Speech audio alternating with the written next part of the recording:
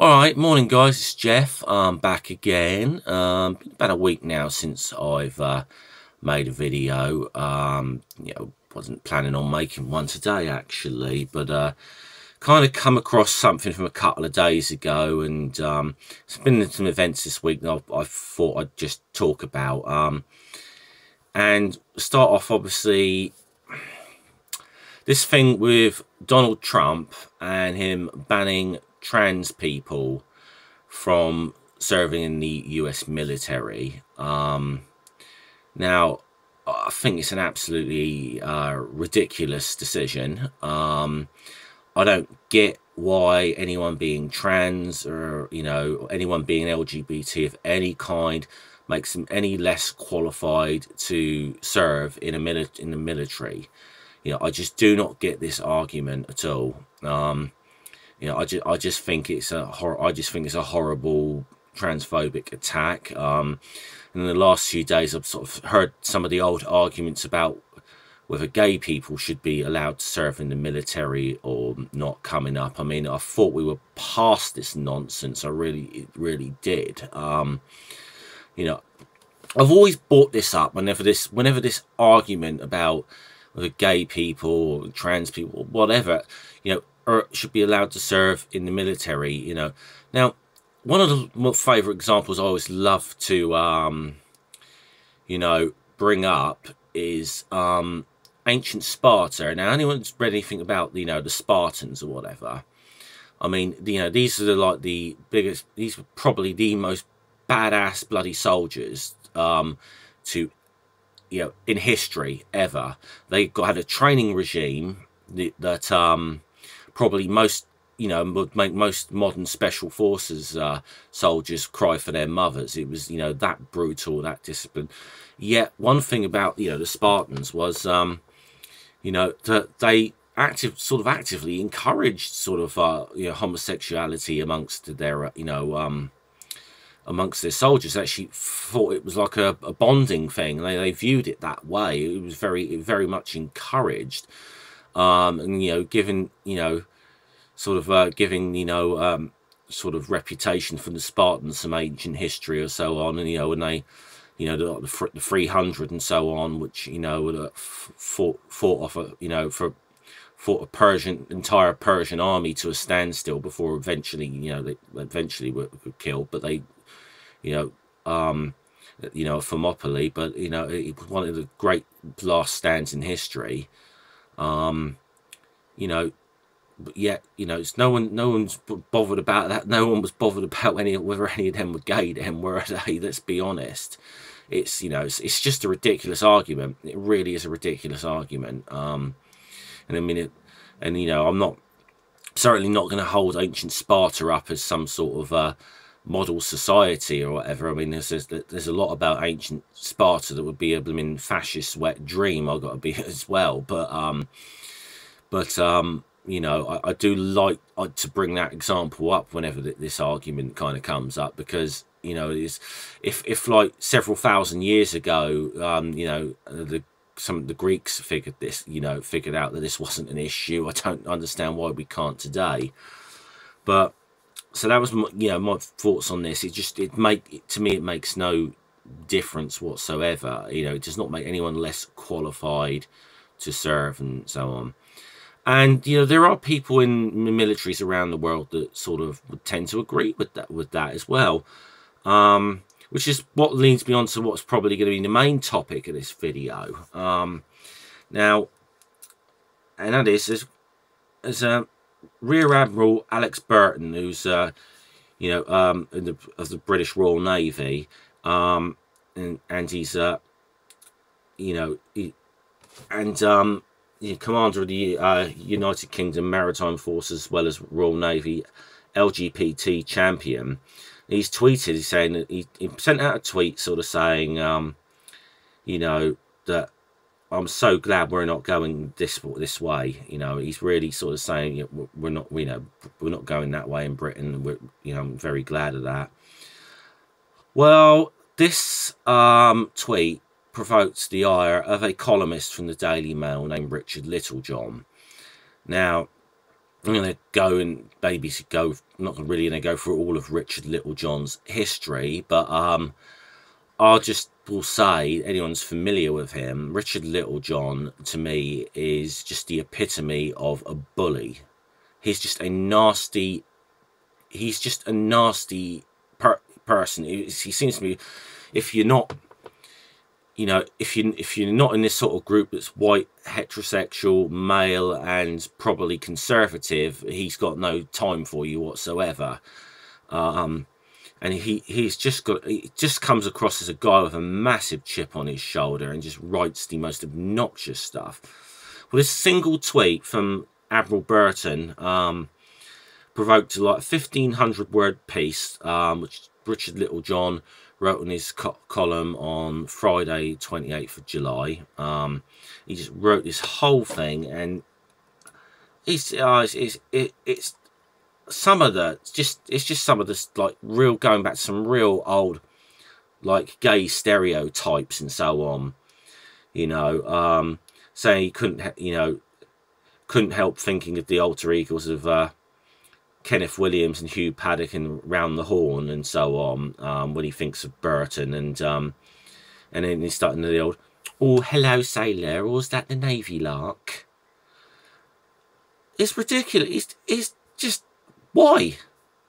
You know, this is a ridiculous attack. It's just ridiculous, homophobic, transphobic stuff. He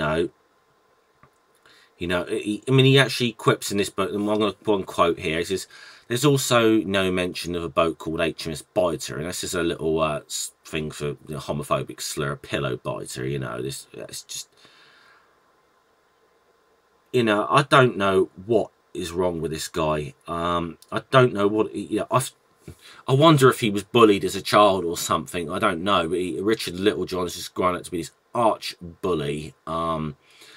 And I'd love for anyone, to point me to a redeeming quality as a human being that anyone can find about Richard Littlejohn. I just can't find. I cannot find one. And he's going on about that the term trans is meaningless now, and says it can apply, applies to anyone who wants to identify as the opposite sex, and or indeed no sex at all. He says that's fine by him.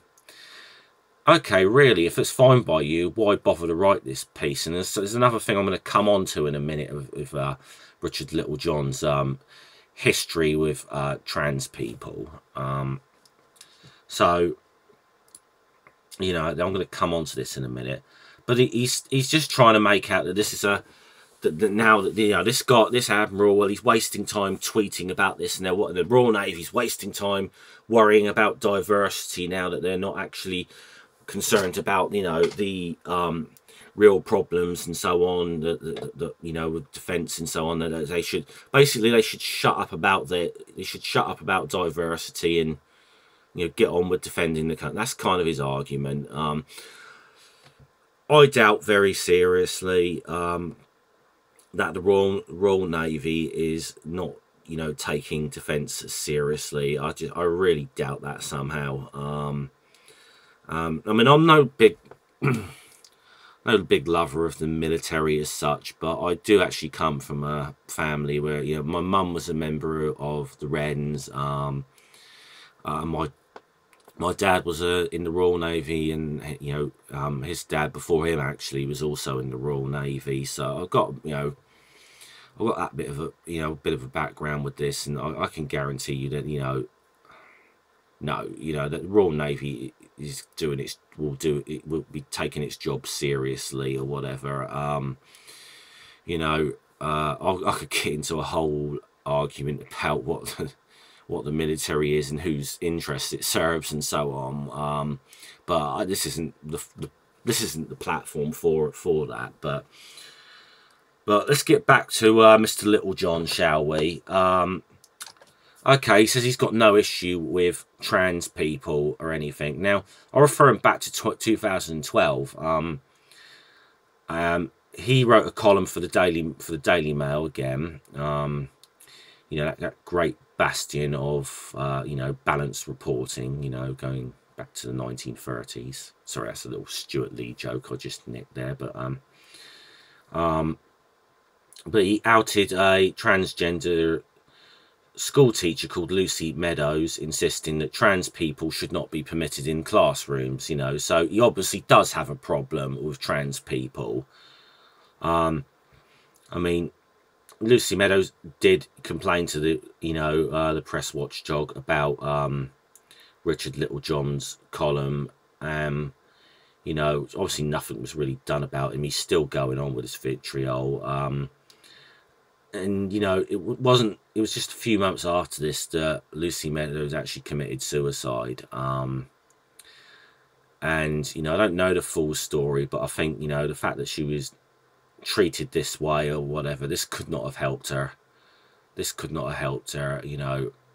I don't necessarily want to say that it was Littlejohn's fault entirely, but he played a part in this, you know, and he's absolutely, he certainly isn't, he's certainly not apologetic about it if he did cause Lucy Meadows to do this.